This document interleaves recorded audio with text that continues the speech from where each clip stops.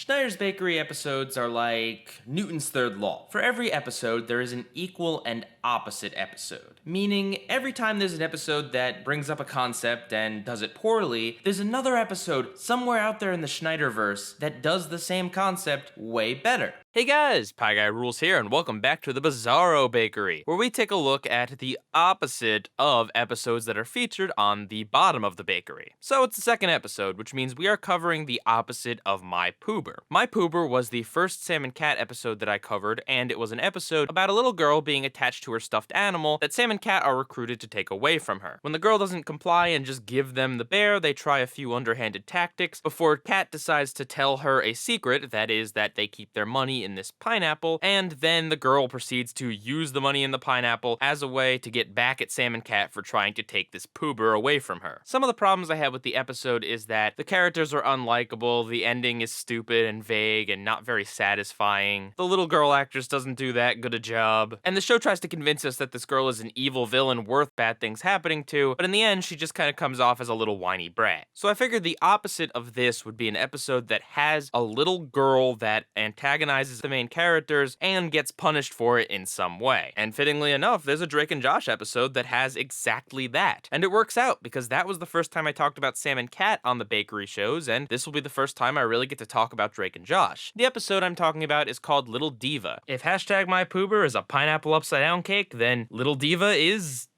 just a regular pineapple cake, I guess. The premiere, the movie theater Josh works at, is having a premiere in which they host this little girl actress that comes to the premiere, the movie theater, not the premiere itself, although she's also at the premiere. The main focus of the episode is how Josh and later Drake have to placate this little girl who ends up being a monster diva and just a horrible, horrible person, so that Josh won't lose his job and Drake will be able to make it to the after party. This is all further complicated when the girl accidentally gets hurt and has to take a medication that knocks her out, which means Drake and Josh have to basically prop her up on their arms and drag her around and pretend that she's not passed out during her Q&A session before the movie premiere. So one of my biggest problems with My Poober is the little girl herself. So let's talk about that. In this episode, Little Diva, this Ashley Blake girl acts like a total monster. She demands so many things of Josh. She makes him remove all the green gummy bears, she yells at him and treats him like scum and threatens him with her bodyguard. She acts like a monster, and the actress really pulls it off. I mean the actual actress, not the actress, the character. She really just does a good job of being a very, very convincing brat. Instead of coming off as whiny, she comes off as just evil. And this really helps sell the episode when a bunch of bad things happen to her later on. And the difference between these characters is that in Drake and Josh, the girl goes beyond that of a normal bratty little girl. She has a big bodyguard and doesn't care when Josh gets flattened by a refrigerator. She has no remorse and is just horrible. She feels like a villain. But in Sam and Cat, the girl just feels like a normal bratty little girl, like a kid that's just slightly misbehaving. In Little Diva, they're trying to make her an over-the-top, horrible child actor starlet that's super selfish and mean. And I think they really achieved that. Having that big bodyguard behind her really helps push that. In Sam and Cat, it looks like they're trying to go for a little girl who is manipulative and evil and mean, except she just comes off as a pathetic little kid that does one thing wrong. Not that she's some sort of monster that needs to get revenge upon. And speaking of that, let's talk about that next. Another one of my biggest problems with My Poober is how the main characters act in relation to this little girl. Now, let's look at how Drake and Josh act in Little Diva. Well, basically, they put up with this little girl and do everything she says. They don't attack her or try to assault her or even pretend like they're going to. They completely put up with it. And as a result, there's a lot of physical comedy because of the bad things that happen to them while trying to follow this crazy little girl's orders, which I find to be a lot funnier and a lot better off than what happens in My Poober, where the main characters try and assault this little girl and basically stoop down to her little pathetic level. Drake and Josh are a lot more respectable than Sam and Cat because they're a lot nicer to this little girl and understand that this is a little girl. You really can't do much to get back at her. And the bad stuff that happens to the girl in the episode is not Drake and Josh's fault for the most part.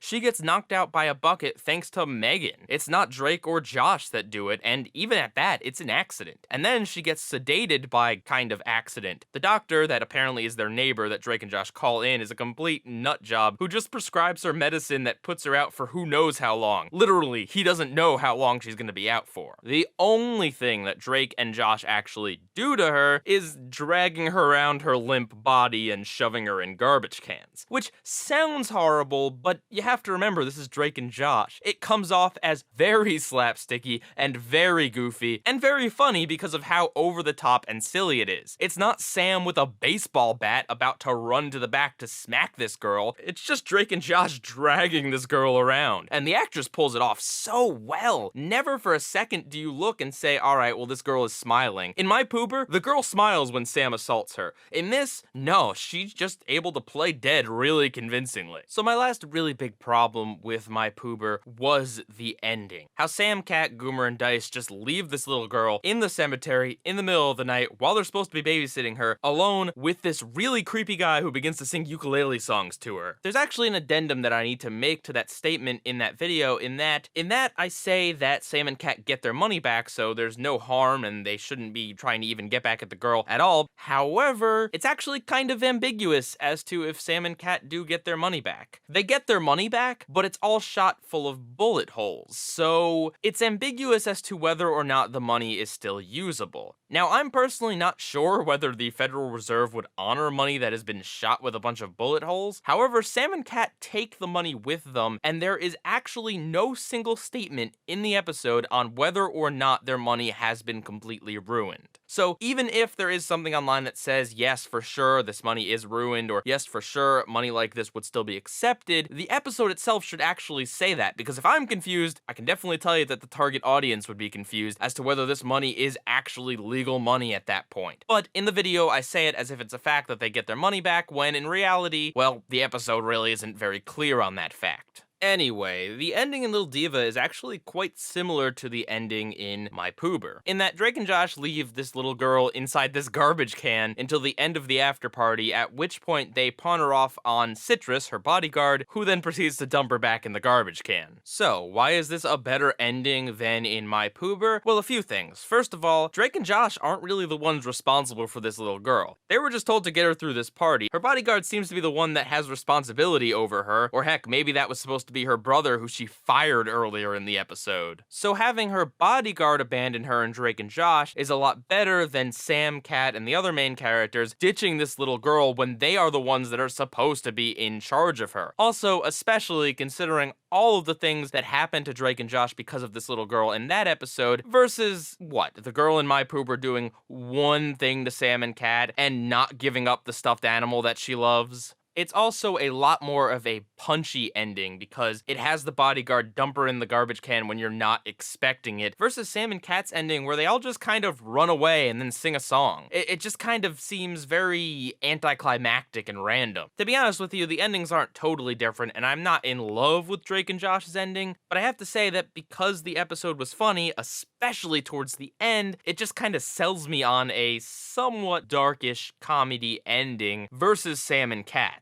So that's all I have to say comparing Little Diva to My Poober, but I do still have a few things left to say about the episode on its own, because I do think it is a rather clever episode of Drake and Josh. And in general, I think Drake and Josh is so much better than Sam and Cat and pretty much everything that followed it. Just for instance, the comedy on Drake and Josh is just so much better. And I guess it is Drake and Josh themselves and the chemistry that they had working with each other, as well as the fact that a lot of these jokes were a lot more fresh and new and different back when Drake and Josh were doing them, versus nowadays when Jasper's pulling the same type of shtick. Speaking of the bucket boy, that actually provides me with a nice segue here. The reason that the little girl gets knocked out in the episode is because Megan and her were planning a prank on Drake and Josh where they knock a bucket from a door onto one of their heads. Now, what I like about this is that the girl gets hurt because of the bucket. However, she doesn't get put into a concussion like you think she would. In any other TV show, that would be enough to put her into a concussion and then she'd be out for the rest of the episode. But no, instead it just hurts her, and it's the sleep medication that actually puts her out, which is a lot more realistic. Now, it's not super realistic that this doctor would come and just prescribe a bunch of random medicine to this girl, but still, it's more realistic than having someone pass out. Because if someone actually passes out because they got hit in the head, they have to be hit really hard in the head, and usually that comes with a lot of nasty side effects and lingering real problems, unlike how you see in a lot of TV shows. It's a subtle touch, but I like how it's a little bit of a subversion there. And I have to say that the part where Drake and Josh are dragging this little girl around Weekend at Bernie's style is great. It is just so wonderfully cheesy and over the top and unrealistic. It's just so wonderful. All of the little gags they put in there, oh, she's just praying, and oh, yes, well, she lost her voice, and how they leave her on the podium. All the little bits in there are really clever. The episode is decently funny up until that point, but as soon as that climax starts, oh, it just gets so very funny. Also, there's a joke in this episode about Drake and Josh seeing some guy on the list and saying, oh yeah, he's a famous celebrity, I can't wait to meet him, and then realizing they have no clue who he is, which I find to be really ironic considering how many times these Schneider's Bakery shows happen to mention celebrities and people that I have no clue who they are. Oh, and actually, back to comparing it to Sam and Cat for a second, you remember how way back in the pilot episode of The Bottom of the Bakery, I talk about parody. I talk about the Silence of the Lambs parody they did on Sam and Cat and how it's stupid. Well, this episode is very much a parody of Weekend at Bernie's, at least the climax is. But the thing is, you don't actually need to see Weekend at Bernie's or even know that it's a reference, because, well, it's just a silly physical thing they do. It's certainly based on the movie, but you don't need to know that to enjoy it. It's just some really fun, silly slapstick. There is but one thing that I do not like about this episode. This episode features not Helen, and by that I mean they have Helen, Josh's manager at the premiere, being played by someone other than Yvette Nicole Brown. Why is this? I have no idea, but it is really strange to see. This is literally the only time it happens in the entire series, and to be fair, this is only the second time the premiere has, well, been shown on Drake and Josh, so maybe they weren't entirely sure that the premiere was going to be a recurring place, so they didn't book Yvette Nicole Brown for several appearances. They only booked her for the one, and then they brought the premiere back, but they needed Helen, and she wasn't available, or some sort of mix-up. So I can kind of understand how this sort of thing happens, but still, it's very, very strange to see. So there you go. I could probably gush about Drake and Josh for a very long time, as I do think it was a very clever show, and I do think it is very sad that every show that's come after it has tried to leech off of it in one way or another, but I think I've said everything I need to hear. I'm sure I'll be talking about this series a lot more on Bizarro Bakery, as I think it has quite a few good episodes, and seems to be the source for a lot of content that ends up getting ripped off later on down the bakery line. I mean, I'll definitely be talking about this show again when it comes to talking about the Bizarro version of iPair Store. PIEGUYRULZ, out.